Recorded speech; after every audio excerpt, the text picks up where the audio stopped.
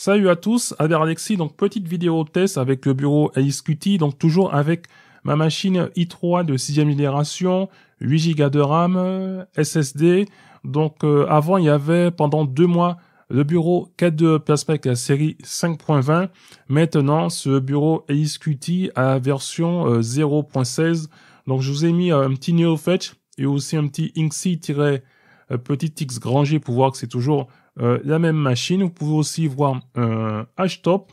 Donc j'ai déjà parlé de ce bureau donc AXQT sur ma chaîne en septembre 2019, mais là on avait fait une installation et puis un peu de configuration. On se trouvait dans une machine virtuelle, mais là on est, on va dire, sur une machine physique. Donc on va voir que donne ce bureau. Donc pour rappel, AXQT, donc c'est la fusion de deux autres projets, le projet on va dire AXDE et le projet Razer Qt. Donc on a un environnement de bureau qui est dit léger. Comme c'est un environnement qui est dit léger, lorsque je lance ce système, donc j'ai à peu près 360-380 en consommation de mémoire. Voilà.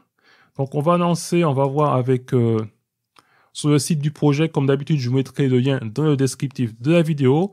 Donc cette version 0.16.0 de AXQT donc est sortie le mois dernier, plus précisément le 5 novembre 2020. Donc je vous ai déjà mis un petit NeoFetch, un petit HTOP, et puis on va voir maintenant le tour des applications qui sont, on va dire, installées sur cette machine. Donc j'ai simplement mis Abbey Road numérique, une petite calculatrice, il y avait déjà le lecteur PDF. J'ai pas voulu mettre, on va dire, LibreOffice. J'ai essayé LibreOffice, on va dire, au placard. Et après, pour le reste, donc j'ai parti. Donc PCman FM, là c'est le gestionnaire de fichiers. En graphisme, j'ai mis un petit peu Blender, GIMP, Inkscape. Là on a la visionneuse AXImage, donc visionneuse d'images. Internet, j'ai mis à peu près les trois navigateurs différents. Et après, donc j'ai mis tout ce qui est son. Ardo, j'ai voulu tester Audacity, MPV. Donc c'est un système que j'ai installé sur cette machine dimanche dernier. Pour rappel, et puis Kdenlive, VSC, MPV, etc. OBS. Et le reste, ça reste du tout simple. Donc on va lancer. Donc alors, on y est dessus. Donc le centre de configuration de AXQT. Donc je ne vais pas trop revenir dessus. Simplement, c'est très simple, on va dire, de configuration. Il y a le paramétreur de session AXQT. Donc pourquoi je vous le montre? C'est pour ceux qui veulent activer, on va dire, tout ce qui est transparence ici. Donc il faut activer tout ce qui est content de compositeur. Et puis, on va venir ici dans Effet des fenêtres. Si maintenant vous voulez avoir un moteur de rendu, soit Xrender, l'extension OpenGL. Et pour le reste, on avait déjà vu un peu le bureau AXQT. On va simplement lancer quelques applications comme deux vidéos. Et puis après, on va essayer de charger, on va dire, avec différentes applications pour voir comment se comporte le système. Donc on va mettre une petite vidéo, donc Agent 327 de Blender. Alors j'aurais voulu mettre des vidéos en 2K qui sont très intéressantes, mais il y en a pas mal qui sont avec des copyrights.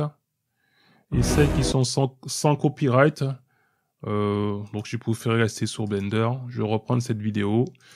Je mettrai ici en 1080. On mettra la petite incrustation et puis on va lancer donc de différentes autres applications sur la machine. On va mettre HTOP et on va le mettre au-dessus des autres, toujours au-dessus, et on va mettre voilà, et on va lancer donc 1 Go 5 on part. On va lancer maintenant d'autres, donc Abbey Road. On va lancer la calculatrice numérique, lecteur de PDF, voilà, donc là il est ici. On va peut-être l'enlever après, je le mettrai, on va laisser en mode normal, et on va mettre continuer avec PCman FM, et après on se retrouve avec Blender. On va lancer GIMP, on va lancer Inkscape. Donc on est ici, la visionneuse d'images avec LXimage. Après on va mettre Internet. On a déjà Firefox, on va prendre Chromium et on va lancer un truc sur YouTube. Normalement, il y a dû garder. Voilà, il y a dû garder différentes autres recherches. Et on va taper Blender avec Spring.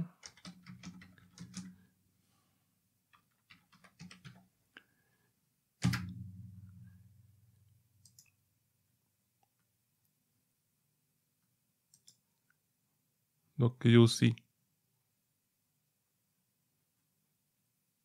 en 1080. Alors je regarde avec Firefox parce qu'il me semble, non, j'ai pas de son, j'avais entendu une voix, mais ça vient pas du PC. Donc on va continuer avec maintenant. On a fait donc voilà, donc tout ce qui était Internet. Avec Audacity, on va lancer maintenant donc MPV. On va dans la partie vidéo pour lancer Kdenlive. On va lancer quoi d'autre? MPV déjà lancé et puis le reste. Hein. On va rester vraiment simple. Le centre de configuration, je ne sais pas si j'ai déjà lancé. Donc déjà, on peut regarder pour voir combien de d'applications qui sont lancées sur cette machine. Donc on a plus d'une quinzaine. Et on va voir donc la consommation. Donc on va rechercher un petit htop. Voilà. Donc voilà, on est quand même en dessous des 3 gigas de consommation en RAM sur cette petite machine. Et puis maintenant, on va laisser donc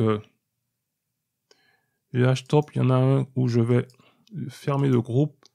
Je vais ouvrir un à nouveau. Monitoring. On le mettra au-dessus des autres. Et on va s'amuser maintenant à fermer toutes les autres applications.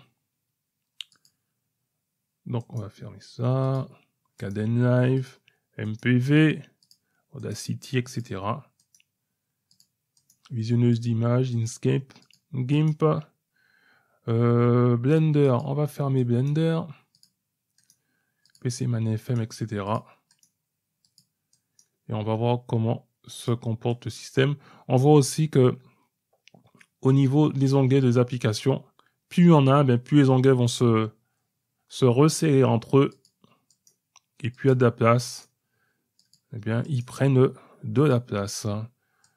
Voilà. Et puis là, on a les 2 incrustations. Donc là, on va fermer directement. On va fermer le groupe.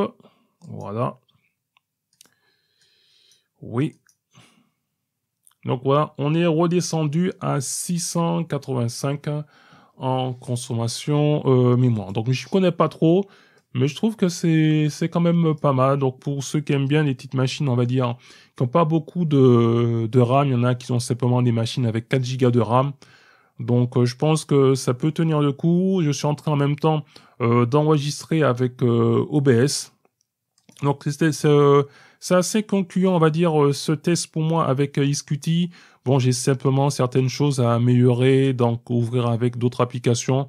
Donc ça, il me reste à peaufiner parce que j'arrive toujours pas encore à bien comprendre le système de PCman FM, trouver encore les apparences GTK Qt à améliorer. Et puis le reste, ça reste vraiment simple. Et après, on peut toujours gérer les widgets. Voilà, donc là, je sors d'un environnement de bureau qui était très complet, un environnement de bureau qui est très basique. Donc voilà, pour une machine de secours, ça fait très très bien l'affaire, pas besoin de charger, on va dire, le PC pour rien. Donc voilà, donc il y a des personnes, je sais que même s'ils ont des machines très récentes, préfèrent avoir, on va dire, des environnements de bureau légers.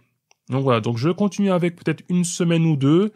Et puis, je verrai, je prends les bons points, les mauvais points, et puis après, je ferai un test, parce qu'il va falloir bien que je me cale sur un bureau, sur cette mini-machine.